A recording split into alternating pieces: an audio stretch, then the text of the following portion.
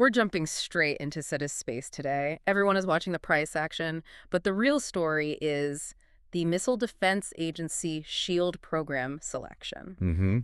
The volatility here has been, it's just been absolutely massive. We watched this stock rocket over 500% in January 2026 alone. Incredible run. And as of today, February 1st, we're trading right around $2.80. This isn't just a typical small cap surge. It really feels like a structural shift. It does. From a struggling manufacturer to, well, a potential major defense contractor. Exactly. You're tuned in to the Easy Money Show, where we make sense of the market's biggest moves. I'm glad you're with us. And before we get into the details of, space lasers and government contracts, make sure you subscribe and hit that like button to keep getting these market simplifications delivered right to you. So let's set the table here. We're looking at a classic high-risk, high-reward scenario. That's for sure. On one side of the coin, you have a company dealing in space infrastructure, missile defense technology.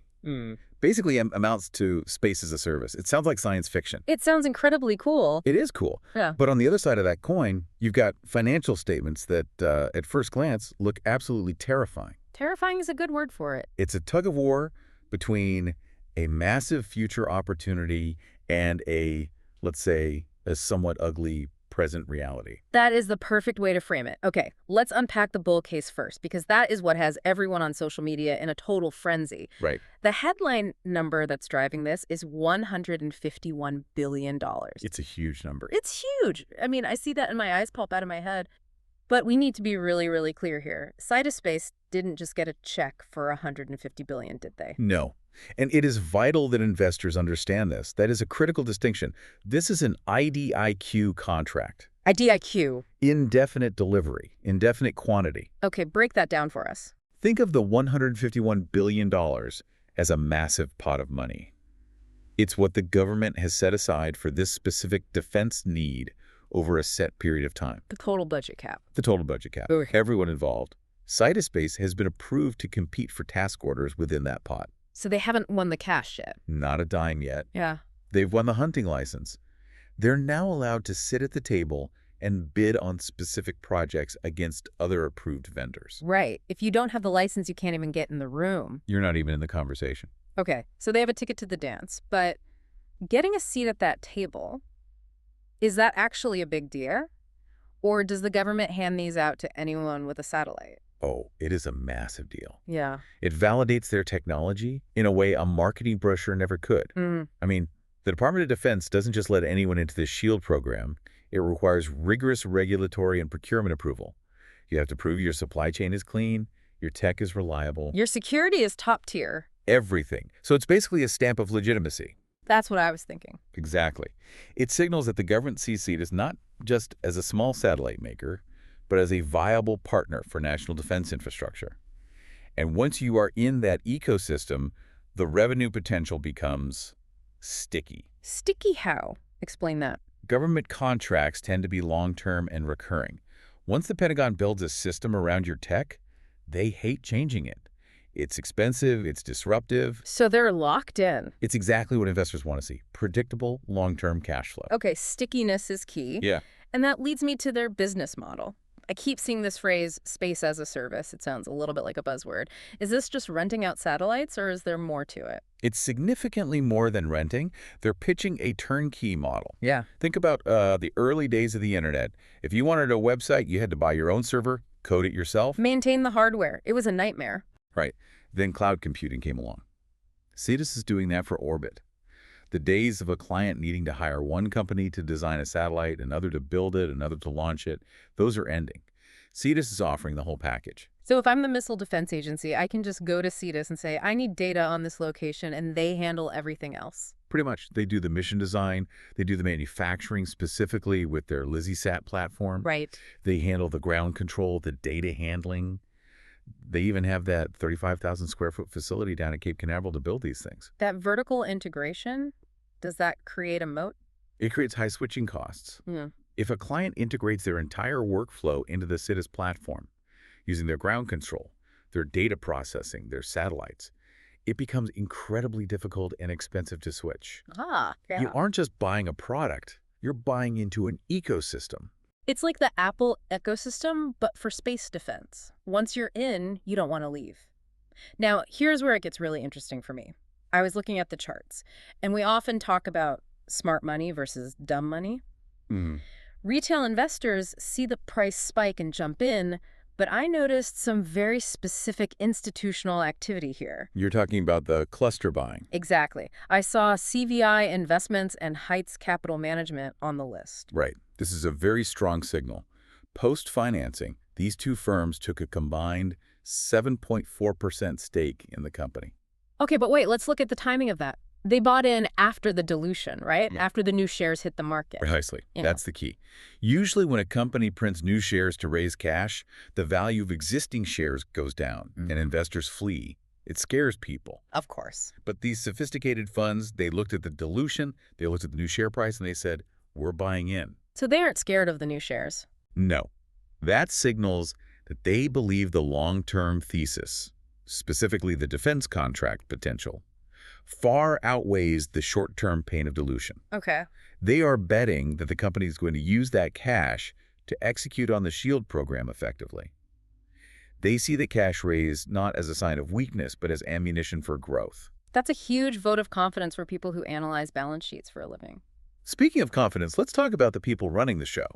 On January 5th, they appointed Kel Wendling to the board. I looked her up. She's coming from L3 Harris. A giant in the defense world. A real giant. She spent over 30 years there. Why does a small company like Sidus need someone like that? Is it just for the name recognition? No, it's not just for show. You don't spend 3 decades at a prime defense contractor without learning exactly how the Pentagon works. The procurement process is a bureaucratic maze. Right. Her appointment is a clear strategic signal. They are not bringing her on to help with marketing. They're bringing her on because she knows how to navigate that maze. She knows where the bodies are buried. She knows how to turn that hunting license we talked about into actual paid task orders. It suggests they're moving from a startup mindset to an execution mindset. That is a crucial shift. And they are hitting operational milestones, too. I saw on January 26th, just last week, they hit the integration milestone for the LizzieSat-4. Yeah. And I saw something about a partnership with Maris Tech for AI and edge computing. That Maris Tech partnership is worth a deeper look. What does edge computing actually mean in this context? Why do we need AI in space? Think about it this way. If you have a satellite taking high-resolution video of a missile launch, the file sizes are massive. Right. Sending all that raw data back to Earth takes time and bandwidth. And in missile defense, you don't have time. Exactly. Milliseconds matter. Edge computing means processing the data right there on the satellite. Right. The AI analyzes the image, identifies the threat, and only sends the critical alert back to Earth. Much faster. Faster and more efficient. That capability is a game changer for the SHIELD program.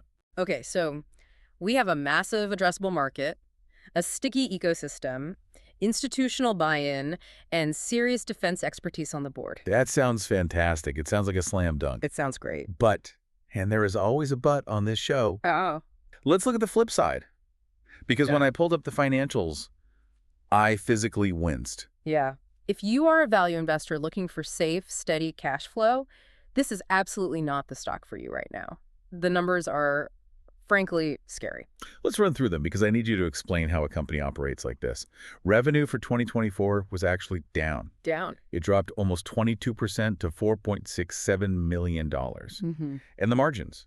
Net margins are negative 655%. It's an ugly number. Earnings per share is negative $3.60. I mean, they're losing money on every dollar they bring in. How do they keep the lights on? They are burning cash. This is characteristic of a company in a pre-profitability phase, especially in the hardware space. Building satellites in factories is incredibly capital intensive. You have to spend millions on clean rooms, materials, engineering before you see a dime of return. So it's the cost of doing business. It is. And that decline in revenue is concerning. But the company would argue it's because they're pivoting. They're moving away from low-margin legacy work to focus entirely on these high-margin defense contracts. I see. But the risk is real. If that pivot takes too long, they run out of money. And that leads us back to the ceiling trap we mentioned earlier, the $151 billion. Yes. We have to be very careful not to conflate ceiling with revenue. There is a very real risk of execution failure here. How so? Sidus could technically be part of the SHIELD program for 5 years and win $0 in task orders if their bids aren't competitive. The ceiling is just potential. It's the potential total spending for all contractors in the program, not a guarantee for Sidus. If they don't win the specific task orders, that big number means absolutely nothing. It's like having a lottery ticket. You still have to win the draw. And to stay in the game long enough to win, they've had to dilute shareholders. Let's talk about that January 1st capital raise. They raised $16.2 million, but they sold the shares at $1.50. Which was a discount. They essentially had to put the stock on sale to get cash quickly. That feels desperate. It's the double-edged sword of high-growth small caps. They needed that $16 million to fund the manufacturing for the SHIELD program. Right, they couldn't build the satellites without it. But to get it, they had to devalue the holdings of everyone who owned the stock prior to January 1st. It's a necessary evil, but it hurts early believers. And clearly, some people think the pain isn't over. Short interest has spiked to almost 75%. There are over 5 million shares currently sold short. That is a very, very crowded trade. It means a lot of people are betting real money that this stock is going to crash back down. It's a battleground. You have the shorts looking at the negative 600% margins and the cash burn, saying this company is insolvent. And the bulls. And you have the bulls looking at the defense contract and the institutional buying, saying this is the next big defense prime. The tension between those two groups is what creates this massive volatility we are seeing. So if you're listening to this and trying to figure out which side to take, what should you be watching? We've mapped out the next 30 to 90 days, and there are specific triggers that will tell us who is winning this battle. The first one is coming up fast. The Q4 2025 earnings report, likely in late February. What are we looking for? We know they lost money. Don't just look at the loss. Look for guidance. That's the key word. Are they projecting revenue from the SHIELD program to start hitting the books in 2026? That is the key. And margins, right? Absolutely. Analysts are projecting that the earnings per share will improve to negative 82 cents in 2025. It is still a loss, but it's a massive improvement from negative 360. A huge improvement. We need to see progress toward that number. If the burn rate hasn't slowed down, the bears are going to pounce. The second catalyst is what I call proof of life. The first task order. This is the most important validation. Investors need to see a press release that says Sidus Space has been awarded a task order worth X million dollars under the SHIELD program. Right. Until that happens, the contract is theoretical. And theoretical money doesn't pay the bills. Exactly. The moment that press release hits, it becomes real revenue. That effectively de-risks the investment significantly. And the third catalyst is the hardware itself. The LizzieSat-4 launch is scheduled for the first half of this year. A successful launch is critical. It validates the platform for commercial customers and proves the hardware works in orbit. For the other customers. Remember, they aren't just selling to the government. They want commercial data customers too. If LizzieSat-4 goes up and works perfectly, especially with that new edge computing tech, it proves they can deliver. And despite all the risks we just listed, I have to point out that analysts have an average price target of $10. With the stock trading at $2.80, that suggests massive upside if they execute. That is the definition of asymmetric risk.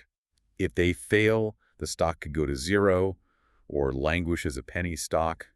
If they succeed, you are looking at a potential multi-bagger return. So what does this all mean for you, the listener? Sidus Space is basically an asymmetric trade. On the bull side, you have the chance to buy a defense contractor at the ground floor. You have a $151 billion addressable market, a 112% upside to analyst targets. And technology that the government desperately needs. But on the bear side, you are buying a cash-burning company with negative margins that just diluted shareholders and might not win the contracts it is chasing. You're betting that they can cross the valley of death. That's the period between winning a contract and actually getting paid. It's where many small defense companies die. The smart money, the institutions, seems to be betting that they will cross that valley. They're putting their chips on the defense angle. It seems so. But for retail investors, the lesson here is to handle the volatility. This is not a stock you buy and forget about. You have to watch those catalysts like a hawk. Exactly. If you're going to play in this arena, you need to be comfortable with 20% moves in a single day. The defense sector is heating up, and Sidus is right in the middle of it. But the road from approval to profitability is rarely a straight line. And that brings us to the final thought. We often talk about the why, behind the what. Okay. Why is the Missile Defense Agency putting so much money into SHIELD in the first place? Because the nature of warfare is changing. It's moving to space and it's moving to AI. Hypersonic threats are real, and traditional radar isn't enough anymore. Right. Sidus is positioning itself right at the intersection of those two trends. It raises an interesting question for the broader market, too. Are we seeing a new era where small, agile space companies start eating the lunch of the traditional defense giants? Or will they just get acquired by them? Well, Sidus might not need to become the next Lockheed Martin to be a success. They just need to become indispensable to the mission. Indispensable to the mission. That is the goal. We'll be watching that first task order closely. That's the lowdown on Sidus Space. Remember to subscribe and hit the like button if you want to stay ahead of these market moves. We'll see you on the next move. Stay curious, everyone.